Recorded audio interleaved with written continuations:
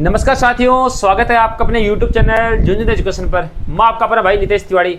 मित्रों, आज अपन इस वीडियो में बात करेंगे जय नारायण व्यास विश्वविद्यालय जोधपुर है, उसका BA सेकंड सेमेस्टर का जो भाई हिस्ट्री का पेपर है, इतिहास का पेपर लगने जा रहा है, उसके इंपॉर्टेंट क्वेश्चन कौन कौन से रहेंगे, यूनिट वाइज अपन डिस्कस करेंगे। तो आप लोग सबसे पहले तो अगर पहली बार झुंझुनू एजुकेशन जुड़ रहे हैं तो फटाफट चैनल को सब्सक्राइब कर लीजिए, क्योंकि एकमात्र यूट्यूब चैनल झुंझुनू एजुकेशन ऐसा यूट्यूब चैनल है जिसपे आपको सभी पेपरों के इंपॉर्टेंट क्वेश्चन मिलेंगे, वो भी एग्जाम से पहले। तो अच्छे तरीके से तैयारी कीजिए और अच्छे नंबर लेके आइए। तो सब लोग वीडियो अंत तक बने रहना और हर एक बात को सुनना। इंग्लिश और हिंदी दोनों भाषाओं में समझाने का प्रयत्न करूंगा, बस आप लोग सुनना भाई, ठीक है ना। और एक काम करना आपको, टेलीग्राम चैनल झुंझुनू एजुकेशन, इसको सारे विद्यार्थी ज्वाइन कर लेंगे। इस टेलीग्राम चैनल पे आपको जोधपुर यूनिवर्सिटी सारी अपडेट्स, प्रैक्टिकल फाइल, सारी जानकारी सबसे पहले मिलेगी इसी टेलीग्राम चैनल पे। तो इसको आप लोग ज्वाइन कर लीजिएगा। भाई मित्रों, जो इतिहास है, ठीक है, उसके ऊपर बात करेंगे, कौन कौन से क्वेश्चन आएंगे यूनिट वाइज वो डिस्कस करेंगे। और एक काम करना, सभी विद्यार्थी व्हाट्सएप ग्रुप में ऐड हो जाना। व्हाट्सएप ग्रुप के नंबर ये हैं, सारे लोग इस नंबर को सेव करना। पहले तो झुंझुनू एजुकेशन के नाम से, फिर अपना नाम और जोधपुर यूनिवर्सिटी लिख के या JNU लिख के मैसेज कर देना, आपको मैं ग्रुप में जोड़ दूंगा। इस नंबर पे आप लोग मैसेज करना है, आपका नाम और जोधपुर यूनिवर्सिटी लिख के आपको मैसेज करना है, आपको ग्रुप में हम लोग जोड़ देंगे भाई, ठीक है। लेकिन नाम और जोधपुर यूनिवर्सिटी लिख के भेजो, तभी आपको जोड़ पाएंगे, वरना नहीं जोड़ पाएंगे। तो इसको सेव कर लेना। पहला क्वेश्चन है इसमें, हर्षवर्धन है, हर्षवर्धन के शासन है, प्रशासन है तथा विजयों का वर्णन कीजिए। कि भाई हर्षवर्धन का शासन प्रशासन किस प्रकार से था और उसने किन किन विजय हासिल की थी, किन किन युद्धों में जीता था वो, ठीक है। लिखो इसको, लिखो फटाफट इसको। शासन है एंड प्रशासन है, एडमिनिस्ट्रेशन एंड कॉन्क्वेस्ट, ठीक है। ये बताने आपको हर्षवर्धन की, इसके बारे में, हर्षवर्धन के बारे में। तो इसको लिखो फटाफट भाई। सारे लोग पहला क्वेश्चन लिख लीजिए, अच्छा क्वेश्चन है भैया, शानदार क्वेश्चन रहने वाला है, तो इसको अच्छे तरीके से आप लोग पढ़ लेना। हर्षवर्धन के शासन प्रशासन तथा विजयों का वर्णन आपको करना है। पहले क्वेश्चन का अथवा क्वेश्चन रहेगा, वो देखना आपको। गुप्तोत्तर है, गुप्तोत्तर काल में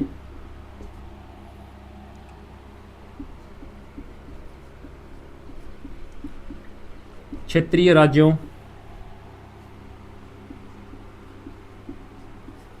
उदय के कारण बताइए। गुप्तोत्तर काल है, उसमें क्षेत्रीय राज्य के उदय के कारण आपको बताने हैं। Explain the causes of rise, rise यानी उदय, ऑफ रीजनल किंगडम्स, जो आपके क्षेत्रीय राज्य हैं after the Gupta period. Gupta period है, गुप्त काल है, उसके अंदर क्षेत्रीय राज्यों का उदय किस प्रकार से हुआ, किस प्रकार क्षेत्रीय राज्य बने भाई।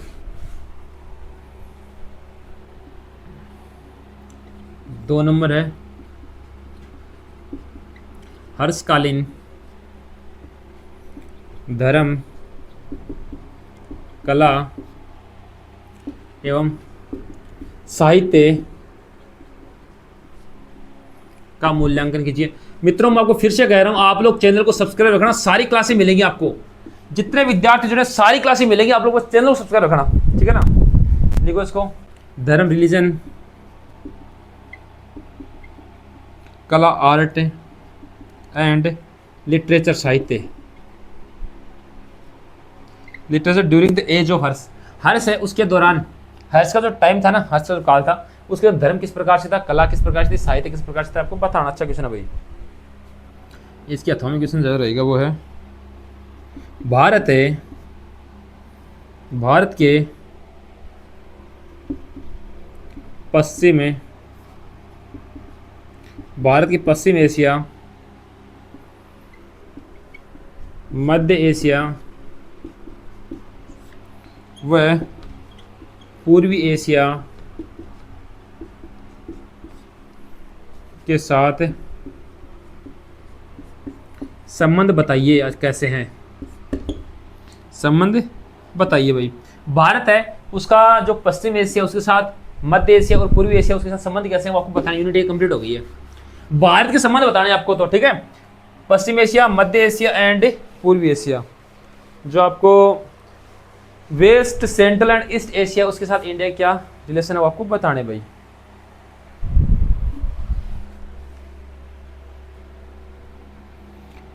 यूनिट 2 है,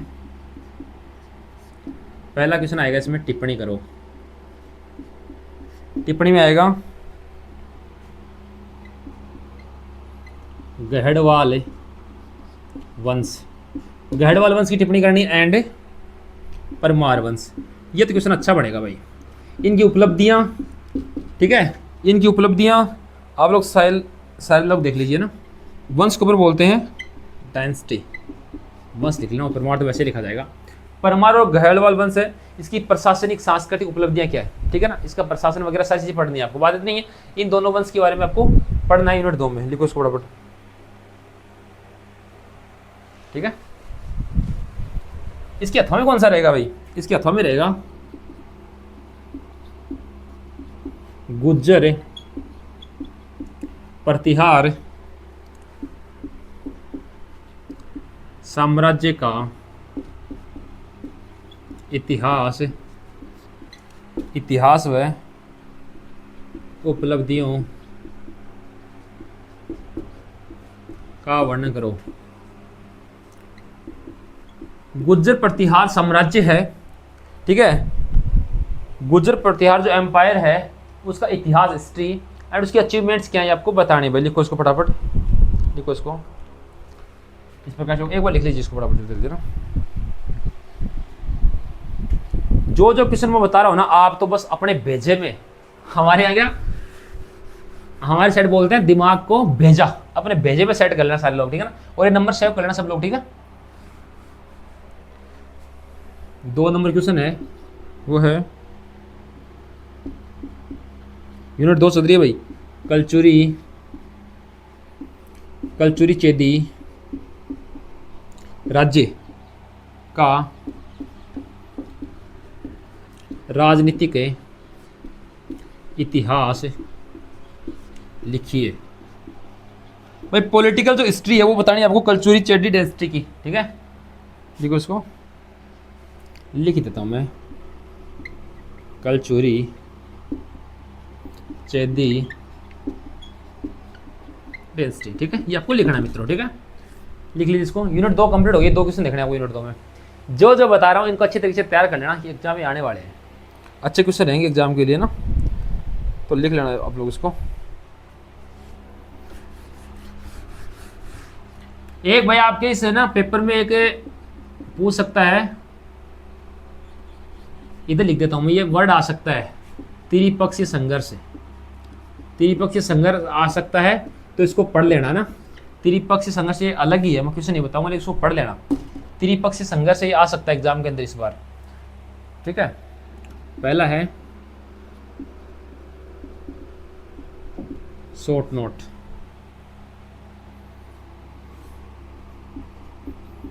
पल्लव साम्राज्य। जो भी मैं साम्राज्य का नाम लिख दूं ना, तो उनकी प्रशासनिक व्यवस्था और सांस्कृतिक योगदान देख लेना बस। प्रशासनिक और सांस्कृतिक योगदान ही आपको देखना जो भी लिखता हूं, ठीक है। पल्लव साम्राज्य एंड चोल साम्राज्य, पल्लव चोल, ठीक है, एंड चालुक्य। चालुक्य में कौन से, पश्चिम और पूर्वी, पश्चिम एंड पूर्वी, ये आपको टिप्पणी देखनी है भाई। लिखो इसको, पल्लव साम्राज्य, चोल साम्राज्य एंड चालुक्य। और वो कौन से, पश्चिम और पूर्वी के चालुक्य थे, उनका वर्णन करना आपको। इस प्रकार से ध्यान रखना, पश्चिम और पूर्वी पूछा है, पल्लव, चोल और जो आपका चालुक्य। क्वेश्चन नंबर 2 है,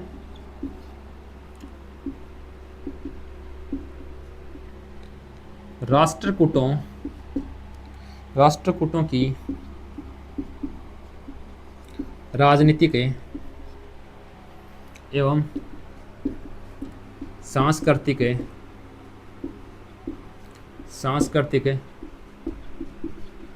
उपलब्धियों का वर्णन करो।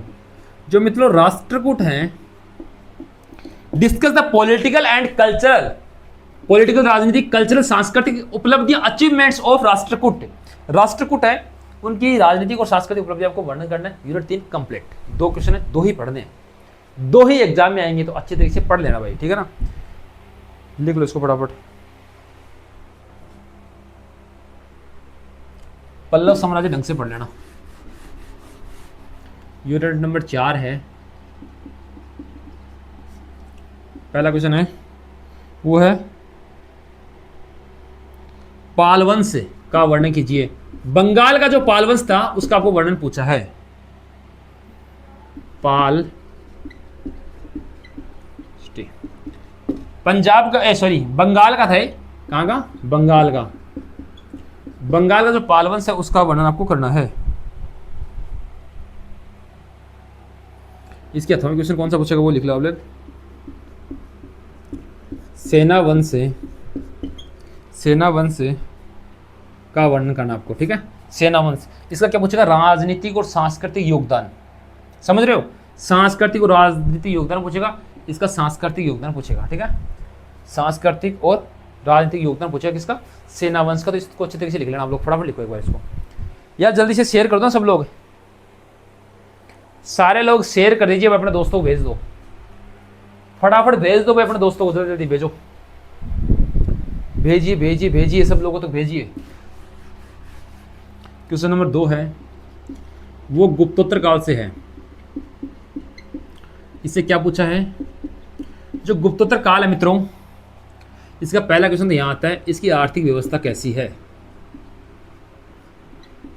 आर्थिक व्यवस्था, गुप्तोत्तर काल है उसकी आर्थिक व्यवस्था किस प्रकार से है? Economic system, economic system of Gupta period, ठीक है। एंड गुप्तोत्तर काल है, इसमें व्यापार, वाणिज्य, बैंकिंग एंड मुद्रा व्यवस्था,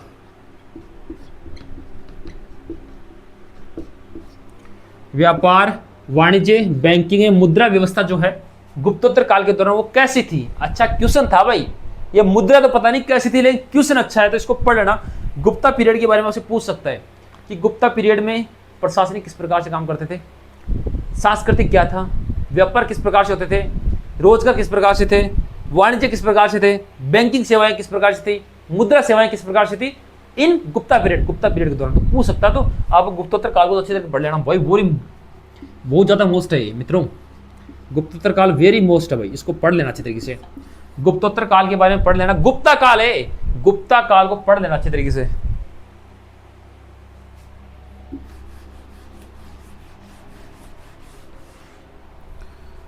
यूनिट नंबर 5 है जो लास्ट यूनिट आपकी। पहला क्वेश्चन है मित्रों इसमें चंदेल हैं, चंदेलों का जो राजनीतिक तथा सामाजिक, राजनीतिक प्लस सामाजिक उपलब्धियां बतानी है। सीधा से लिखूंगा, क्यों टाइम वेस्ट करें अपन, है ना। चंदेल है ना, उनकी राजनीतिक और सामाजिक उपलब्धि आपको पता होनी चाहिए। चंदेल अच्छा क्वेश्चन है भाई। चंदेला, और थे कहाँ की? बुंदेलखंड के। ऐसे भी आ सकता है बुंदेलखंड के शासकों की राजनीतिक और सामाजिक उपलब्धियां बताइए, ऐसे पूछ सकता है क्वेश्चन। तो एग्जाम में तो वो दिमाग सेट जाना है, वो कहीं पूछ सके, उसके दिमाग पर डिपेंड करता है वो किस तरीके से पूछेगा। जैसे मैं आपको हर एक चीज बता रहा हूँ, लेकिन आप फिर भी चैनल को सब्सक्राइब नहीं कर रहे, फिर मेरे को मैसेज करोगे सर ये क्लास अपलोड नहीं की। अरे मैं क्लास हर दिन अपलोड करता हूँ, प्रत्येक अलग अलग क्लास अपलोड करता हूँ, आप लोग पढ़ते नहीं हो भाई। आप लोग चैनल को सब्सक्राइब रखोगे तो क्लास जैसे अपलोड होती है तो आपके पास नोटिफिकेशन पहुंचेगा। इसलिए मैं बार बार बोल रहा हूँ कि सारे जोधपुर के जितने विद्यार्थी चैनल को सब्सक्राइब करके रख लीजिए ताकि कोई वीडियो मिस नहीं हो, क्योंकि मैं चाहता हूँ प्रत्येक वीडियो आप तक पहुंच जाए तुरंत प्रभाव से। अथवा में आएगा पहले कि वो है भारत पर अरब आक्रमण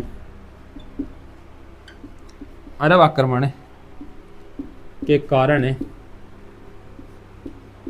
एवं प्रभाव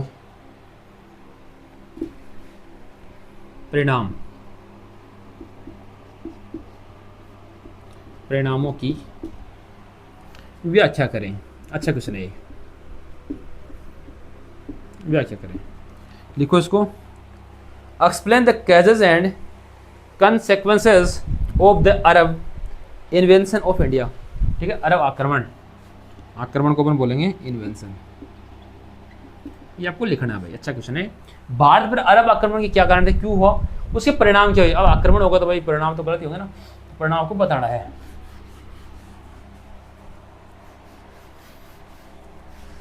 क्वेश्चन नंबर 2 है,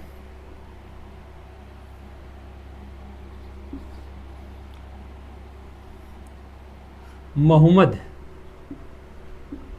गजनबी। अब मैं जो समझाऊं उसको, यहां से क्वेश्चन श्योर है, इसको लिखो 100%। कितना, 100% लिख लेना, सारे लोग ध्यान से लिख लेना। मोहम्मद गजनबी एवं मोहम्मद गोरी, ये 2 लोग थे, ठीक है ना।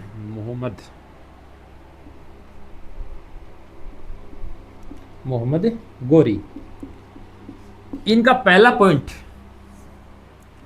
भारत पर आक्रमण। भारत पर आक्रमण कितने हुए, किस प्रकार से, वो आपको बताना है। ठीक है, अपने समाज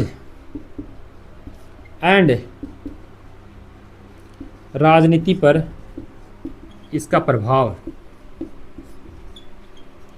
समाज एवं राजनीति पर इसका प्रभाव क्या पड़ा। भारत पर मोहम्मद गजनबी और मोहम्मद गोरी, अलग अलग है दोनों किसान है ना, मोहम्मद गजनबी और मोहम्मद गजनबी और मोहम्मद गोरी के जो भारत पर आक्रमण हुए उससे क्या प्रभाव पड़ा, क्या उसके परिणाम निकले, एंड राजनीतिक और सामाजिक व्यवस्था है उसमें क्या प्रभाव पड़ा। इस पर मतलब सीधी सी बात है, ये जो आक्रमण करे उन आक्रमणों के बारे में आपको पढ़ना है।